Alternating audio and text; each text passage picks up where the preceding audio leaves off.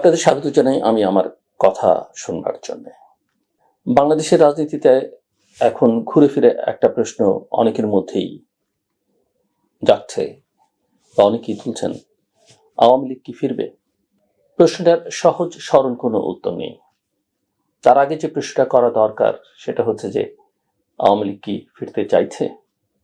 লক্ষণ বলছে তারা আসলে অনিশ্চিত এই কারণে, এবং এই অনিশ্চয়তার মধ্যে তারা এই কারণে পড়েছে যে দীর্ঘ 15 বছরের যে লুটপাট তাদের নেতৃত্ব করেছে এবং যে অর্থ তারা বাইরে পাচার করে দিয়েছে, সেই অর্থ দিয়ে তারা মোটামুটি শান্তিতে স্বস্তিতে পরের জীবনটা পার করে দিতে পারবে বলে তারা ভাবছে।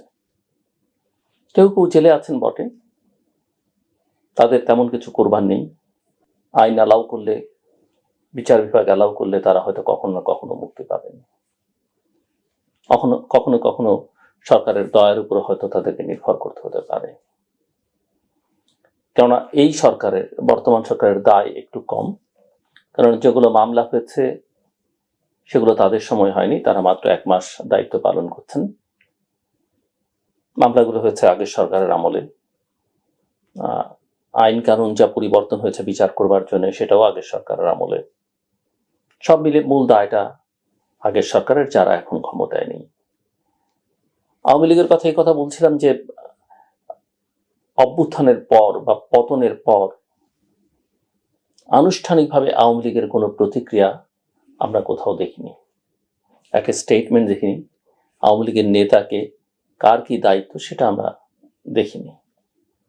ওই যে বলছিলাম যে সারা দেশে অসহায় নেতাকর্মীরা আছেন অনেকেই, কিন্তু তারা জানেন না আসলে কার কথা তারা শুনবেন। আমরা মাঝে মধ্যে শুনতে পাই তাদের সঙ্গে টেলিফোনে যোগাযোগ হয়, অনলাইন প্ল্যাটফর্মগুলোতে যোগাযোগ হয়, কিন্তু সেটা কতদিন এই লক্ষ কোটি নেতাকর্মী বা সমর্থককে আশ্বস্ত করে রাখতে পারবে সেটা নিয়ে আমার যথেষ্ট সংশয় আছে। আওয়ামী লীগের ইতিহাসে এরকম ঘটনা এর আগে যে ঘটেনি তা নয়, এর আগেও ভুল ঘটে গেছে।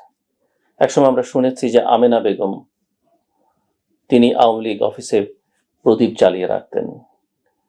আমরা আরেক সংকটকালে দেখেছি যে জোহরা তাজউদ্দিনের মতো ঠিক মাঝারি মানের নেত্রী, তখনকার সময় মধ্য গোত্রের নেত্রী, তিনি এসে হাল ধরেছেন। আমরা আরো কিছু নেতার কথা শুনেছি যে যারা সংকটকালে সামনে এসেছেন, হাল ধরেছেন। সেই সময়গুলো খুব সুখকর ছিল না, স্বস্তিকর ছিল না, কিন্তু তারা চেষ্টা করেছেন, কারণ তখন রাজনীতিটা ছিল। আর গত 15 বছরে আওয়ামী লীগ রাজনীতিটা নষ্ট করে দিয়েছে, সংগঠনটাকে শেষ করে দিয়েছে।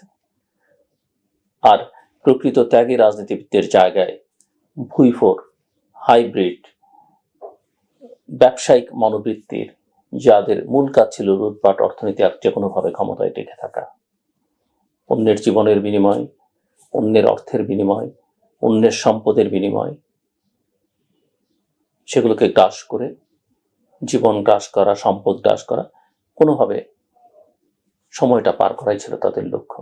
কারণ আখেরটা তারা গুছিয়ে নিয়েছিলেন। আরেকটা বড় কারণ, এই যে 24-এর 5ই আগস্টের পর আজ পর্যন্ত আওয়ামী লীগের কোনো পর্যায়ের কোনো নেতা কর্মীর মধ্য থেকে বাংলাদেশের জনগণ একবারের জন্য কোনো অনুশোচনার কথা শুনেনি। আপনি সেটা যা ঘটেছে তাকে কমিয়ে বলতে পারেন, যা ঘটেছে তার দায় অন্যের উপরে চাপাতে পারেন, কিন্তু একেবারেই পুরো ডিনায়াল, পুরো অস্বীকৃতি, এটা বাংলাদেশ বরদাস্ত করে না। আওয়ামী লীগ যখন ক্ষমতায় ছিল অনেকেই ঘনিষ্ঠ ছিলেন, এখনো কারো কারোর সঙ্গে যোগাযোগ হয়। তাদেরকে আমরা বহুবার বলতাম, আমি তো বলতামই, অন্যরাও নিশ্চয়ই বলেছেন, যে একবার আওয়ামী লীগ নানা অপকর্ম করে ক্ষমতায় আসতে 21 বছর লেগেছিল, এবার হয়তো 42 বছর লাগবে। তাদের স্বপ্ন ছিল 41 সাল পর্যন্ত ক্ষমতায় থাকা, কিন্তু 24-এই তাদের পথযাত্রা বন্ধ হয়ে যায়। কিন্তু আওয়ামী লীগের রাজনীতিটা, তার যে ইতিহাস, মুক্তিযুদ্ধের সঙ্গে যে সম্পর্ক, তার যে এক সময়কার অসাম্প্রদায়িক রাজনীতি, সেটা বাংলাদেশের জন্য জরুরি ছিল। শুধু অসাম্প্রদায়িকতার কথা বলি কেন, আওয়ামী লীগ মূলত প্রতিনিধিত্ব করেছে বা যাদেরকে ভোট ব্যাংক হিসেবে বিবেচনা করার চেষ্টা করেছে তারা হচ্ছে বাংলাদেশের দরিদ্র এবং নিম্ন মধ্যবিত্ত মানুষ। মধ্যবিত্তদের মধ্যে তাদের একটা প্রভাব ছিল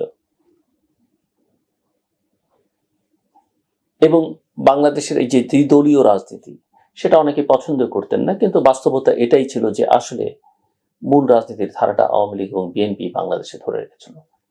অনেক অপকর্ম তারা করেছে, অনেক ভুল ত্রুটি করেছে, অন্যায় করেছে, কম আর বেশি, এবং সেই অনুযায়ী তারা প্রায়শ্চিত্ত ভোগ করেছে। কিন্তু আওয়ামী লীগ 2024-এর 36 দিনে যা করেছে এবং তার আগের 15 বছর না হয় বাদই দিলাম, এর প্রায়শ্চিত্ত তারা কতকাল করবে আমি জানি না। তবে সেই প্রায়শ্চিত্ত কাটিয়ে বা সেখান থেকে বেরিয়ে আসবার যে চেষ্টা সেটা তাদের মধ্যে একেবারেই নেই। শেখ হাসিনা এখনো পুরো নিয়ন্ত্রণ দলের উপরে রাখতে চাইছেন, কিন্তু বাস্তবতা হচ্ছে যে বাংলাদেশের জনগণ, বিশেষ করে তরুণ জনগোষ্ঠী, শিশু কিশোর তরুণরা, তাদের কাছে তার অ্যাকসেপ্টেন্স একেবারেই মাইনাসে, এবং তিনি এবং তার পরিবারের সদস্যরা রাজনীতিতে আবার কামব্যাক করবেন নিকট ভবিষ্যতে, এমনকি দূর ভবিষ্যৎ, সেটা অনেকেই মনে করেন না। কিন্তু দল হিসেবে হয়তো আওয়ামী লীগের কিছু ভালো মানুষ এসে দলটাকে এবং রাজনীতিকে ফেরত আনার চেষ্টা করতে পারতেন, এবং সেটা যদি করতে পারতেন এবং তারা ভুল ত্রুটি স্বীকার করে, অবশ্য জামাতের মতো গৌথরে থাকলে খুব একটা আখেরে ফল হবে না। কারণ জামাতের আজকের যে উত্থান, বাংলাদেশের যে মাটি, আলো, বাতাস এবং তার যে জন্মের ইতিহাস, সেই ইতিহাসে জামাতের এই রাজনীতি কতদিন টিকবে, কতদিন তারা এই অবস্থায়, আজকে যে অবস্থায় আছে, এবং তার একটা বড় কারণ আওয়ামী লীগের অনুপস্থিতি, সেটা নিয়ে যথেষ্ট সংশয় রয়েছে। তবে আওয়ামী লীগের অনুপস্থিতিতে বিএনপি জামাতকে মোকাবেলা করে কতটা সময় পার করতে পারবে, কারণ বিএনপি যে মধ্যপন্থা রাজনীতি করছে এবং বিএনপি যে সবাইকে নিয়ে ইনক্লুসিভ একটা পলিটিক্স করবার চেষ্টা করছে, বিশেষ করে প্রধানমন্ত্রী তারেক রহমান, সেটা কতটা জামায়াতের যে অতীত, তার যে দুষ্ট বুদ্ধি, তার যে অপকৌশল, সেই কৌশলকে মোকাবেলা করতে পারবে এবং এই সুস্থ রাজনীতির ধারা, সেটা নিয়ে যথেষ্ট সংশয় আছে এবং এখানে অনেক কাঠখড় পোড়াতে হবে। তার মধ্যে আছে দেশের সামগ্রিক অর্থনৈতিক, রাজনৈতিক, কূটনৈতিক বাস্তবতা। এই জায়গাটাতে আওয়ামী লীগ থাকলে হয়তো অনেকখানি সহজ হতো এবং সেক্ষেত্রে হয়তো জামাতের আজকে যে উত্থান, সেই উত্থানটা হতো না। গণতান্ত্রিক রাজনীতিতে জামাতের উত্থান নিয়ে আমাদের কোনো আপত্তি নেই, যে কোনো দল, যে কোনো রাজনীতি থাকতেই পারে, ধর্মভিত্তিক রাজনীতি তো আমাদের আপত্তি নেই। কিন্তু আপত্তিটা হচ্ছে যে বাংলাদেশকে অস্বীকার করা। আপত্তিটা হচ্ছে আমরা যখন দেখি জাতীয় সংসদে জাতীয় সঙ্গীত বাজবার সময় তারা সম্মান জানায় না, দাঁড়ায় না। আপত্তিটা দেখি তারা মানুষকে বিভ্রান্ত করবার চেষ্টা করছে, ধর্মকে পুঁজি করে রাজনীতি করবার চেষ্টা করছে, বেহেস্তের টিকিটের ব্যবসা করছে, তখন আমাদের আপত্তি। তারা মুখে ধর্মের কথা বলে, কিন্তু আচরণে, কাজে আপনি যদি সামাজিক যোগাযোগ মাধ্যমে তাদের তৎপরতা দেখেন, তাদের এবং তাদের মিত্রদের, তা ধর্মের ধারে কাছেও নেই। এত অশ্লীল, এত নোংরা। এই নোংরা ভাষা, অশ্লীল ভাষা যে অন্যান্য দলগুলো চর্চা করে না বা আওয়ামী লীগও করেনি তা নয়, কিন্তু ধর্মের নামে তারা করেনি এবং এত নোংরা ভাবে করেনি। কাজে ভবিষ্যতে আগামী দিনে বাংলাদেশের রাজনীতি যদি আওয়ামী লীগের মতো শক্তি বা ওই ধারার রাজনীতি অনুপস্থিত থাকে, এবং সেটার একটা বড় সমর্থন বিএনপি পাচ্ছে, আমরা জানি বিগত নির্বাচনে বাংলাদেশের সংখ্যালঘু সম্প্রদায়, যাদেরকে আওয়ামী লীগের ভোট ব্যাংক হিসেবে চিহ্নিত করা হতো, তারা মোটামুটি ভাবে একচেটিয়া বিএনপিকে ভোট দিয়েছে। কিন্তু এককভাবে বিএনপি সেটা করতে পারলে খুবই ভালো, এবং অবশ্যই একটা গণতান্ত্রিক রাজনীতি হিসেবে সবাইকে রাজনীতি করবার অধিকার এবং সুযোগ বিএনপি করে দিবে ক্ষমতায় থেকে। কিন্তু তার নিজের ক্ষমতার ভিতটাকে শক্ত রাখতে হবে এবং তার সঙ্গে জনগণের সম্পর্কটাকে আরো সক্রিয় করতে হবে। যারা তাদেরকে ভোট দিয়েছে এবার, অতীতে দিত না বলে সাধারণভাবে ধারণা, তাদেরকে, বিশেষ করে সংখ্যাগুরু যারা, তারা সবসময় সুযোগ পায়, কিন্তু সংখ্যালঘু সম্প্রদায় ধর্ম, বর্ণ, গোত্রের বিবেচনায় তারা অনেক কিছু থেকে বঞ্চিত এবং পিছিয়ে পড়া জনগোষ্ঠী, তাদের জন্য অধিক পারলে 3 ডবল সুযোগ সুবিধা নিশ্চিত করা উচিত আমি মনে করি। এবং সেটা করতে পারলে এই জনসমর্থন বিএনপির প্রতি দীর্ঘমেয়াদে থাকবে। মধ্যমেয়াদে কি হবে সেটা একটু বলা কঠিন, কারণ এই পথটা খুব সহজ হবে না বিএনপির জন্য, এবং বিশেষ করে যেখানে জামায়াতের মতো রাজনৈতিক শক্তি, এবং বিএনপি যদি কোনো কারণে ভুল করে, বিএনপি যদি ডেলিভার করতে না পারে, তাহলে বাংলাদেশ যে শক্তির হাতে চলে যাবে, সেই শক্তি